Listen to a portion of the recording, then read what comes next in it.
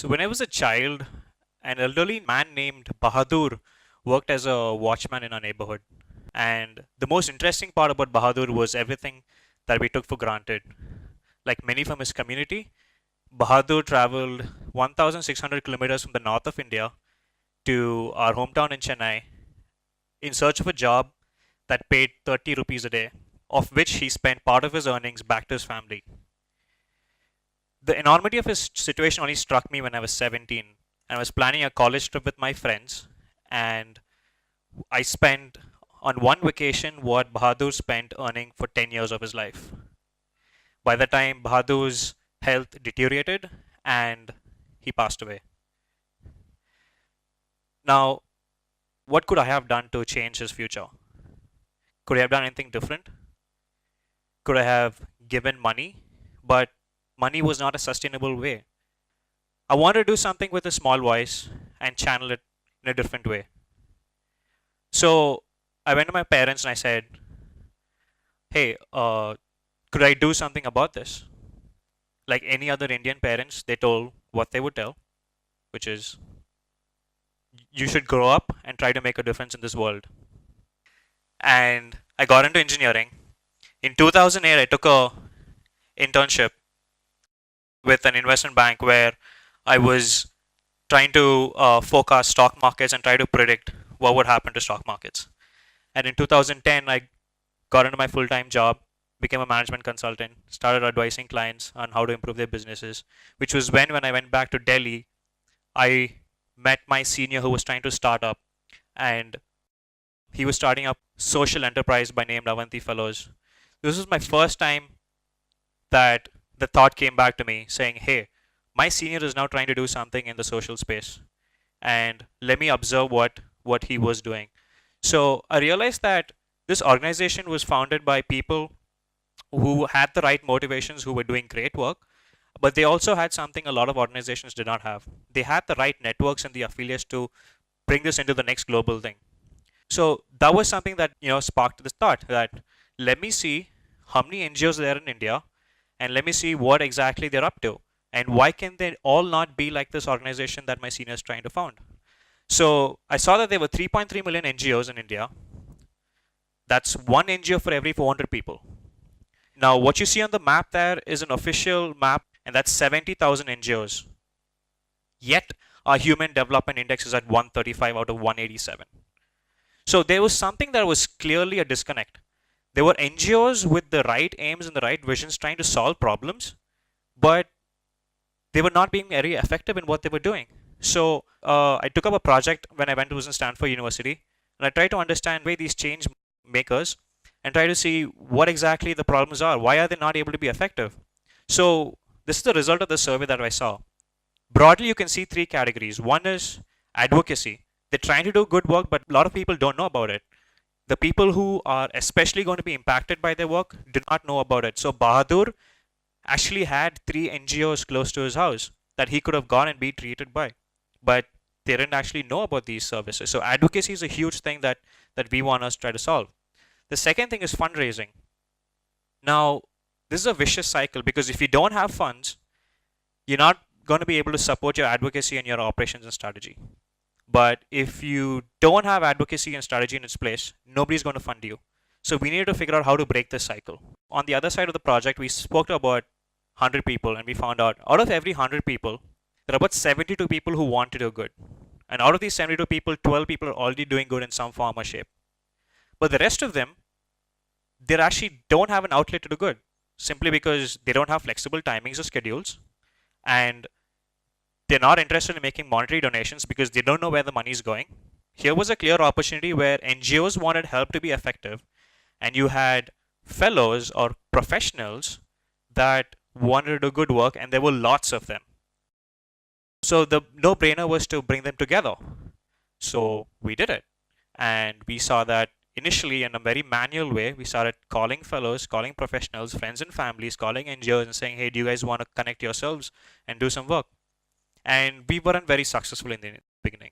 So we iterated, and we did this multiple times, and finally we created something that we thought would work in this context, a marketplace. So a marketplace where people like you and me can go up and bid for projects posted by NGOs in return for our time. So what we saw was in 1 month, we went to 16 countries and we grew at 1100%. What this told me was that just like the voice in my head, everybody had that same voice in their head. Everyone had their own bahadurs who were telling them that, hey, I wish I could use this fleeting moment of my thought and channel that into doing something good. And I don't necessarily have to go and give money. I don't necessarily have to go and work with an NGO, but I can do this sitting at my desk online. So I'm going to talk to you about 3 of these fellows who are the heroes of today's talk. And the first one is Swati Vempati.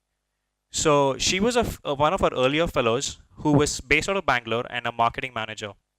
Nathu Singh is a farmer in Maharashtra, and Vatvriksha is an NGO that works for people like Nathu Singh to try to create better opportunities with their farming produce.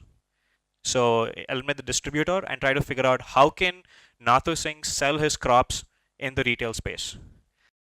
Basically, Rohit Jain was somebody who he thought, I need some help on this, and he used Swati's help to do this. So Swati worked on a project, created a new marketing strategy, a plan for how the farmer can go on and reach to these fellows, created the concepts of acquisitions of customers, life cycle of customers, and the thought of how a customer would respond to something like this.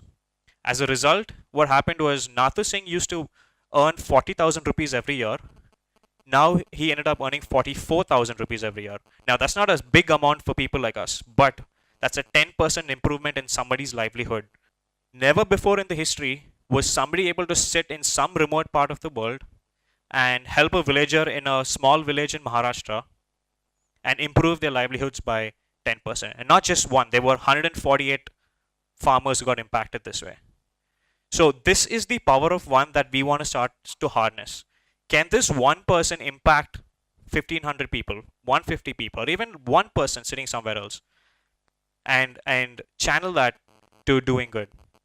So I'm going to talk to you about a couple of more examples. Willie Lu is a fellow from Singapore. He's one of our most prolific volunteers. He's done a lot of cool projects. If you see, the project below is by Nafisika Trust, which is our first NGO from Kenya. They were not being very successful with this website, so they came to Willie and they said, hey, can we do something cooler? And Willie, using his skills, tried to make something much better and shows you what the new sort of website is. And he's done lots of cool websites to a lot of our NGOs this way. So all sitting by his desk, he didn't have to learn new skills. He was already great at website designing. And these days, NGOs have much better websites thanks to him. And the next fellow is Nitya Priya, who is a top lawyer in Bangalore. She wanted to figure out how to do good. And she worked with a NGO in Hyderabad called Kare Trust. And they wanted to develop English curriculum for classes 5, 6, and 7. And what she ended up doing was she created some of the most innovative curriculum for teachers to start using them as methods of teaching to the students. And as a result, students who couldn't earlier speak English very well were now being able to converse freely in English. Where are these fellows going? Where is this whole thing coming along? What you're seeing right now is the Human Development Index for multiple countries, and you can see India is at 135, which is in the medium range. Now, our business plan is very simple. We have created a sustainable revenue model, which is highly scalable because we're a technology company. And what we want to do is we want to get to as many fellows possible, and we want to work with the most effective NGOs in India, and we want to collaborate with corporates who have the skills besides just the fellows themselves, and we want them to serve at least 10,000 people more effectively, and as a result, we want to bring India a few notches above. Not the first 50 also, but if we can get them to the high range, we think we'll accomplish our mission. The first thought that comes to your mind is, why does anyone have to come into this platform and do this work? What motivates them? If I told a professor of economics about 30 years back that, hey, somebody's going to work 9 to 5 in the morning for their job, they're going to get paid for their job, and they'll come back in the evening and they'll spend 2 hours of their time giving their skills to some cause, and you would get paid nothing in return. That professor would freak out. He'd be, that's not possible. This defies the traditional laws of economics. The traditional laws of economics says that there's demand and there's supply, and then there's price for all the products that you buy.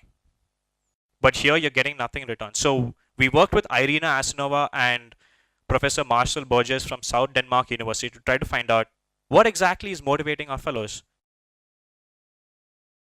Why exactly are they doing this? And why not just one or two, but hundreds of them doing this? What you see is that a lot of people want to do this because they feel like they've had the same instances as Bahadurs in their life, and they want to come and create value. They also want to belong to a cause or a group or a social identity that they can relate to that would make their skills in life more meaningful. And they also want to figure out what is the intrinsic motivator for what they're doing, which is why a lot of corporates today are engaging in employee volunteering, which is they want to associate a stronger meaning than just earning money. So that's what we found was the fact that there was a pursuit for purpose, and that purpose was not extrinsic, it was not monetary, it was intrinsic that was driving these fellows to come in and do good. So I'm sure all of you have heard of the Maslow hierarchy of needs. Initially man, the most basic requirements is he wants roti, he wants food, and he tries to figure out how to get food. And then he wants safety, he wants a house, he wants a job, financial security. That's his most basic needs. And as you keep going further, he wants something which is belonging, family, something that we think innovations like Facebook are trying to solve, which is how can we make people more connected, more social. And then what he also wants is self-esteem. If I've got all of the three below, I want something called as self-esteem, which is what brands like Louis Vuitton, they make you feel when you buy the products. And finally, what I think is an unsolved gap right now is self-actualization, which is the highest need of a person in this whole pyramid, which is what can I do creatively? What can I do to solve problems? What can I do to associate a meaning with all of this? Websites like Wikipedia are trying to solve this. So Wikipedia is a clear example where a professor of economics would never agree with, which is you're coming and spending all your time and getting nothing back in return. But it's been driven by this intrinsic motivator, which is your self-actualization. And we basically want to play in that same space and say, can we now use that part of the society which is looking for that motivation and try to solve the problems of that society which is still looking for basic needs? If you can connect that circle together, then the power of one can truly be harnessed to make a difference. Thanks.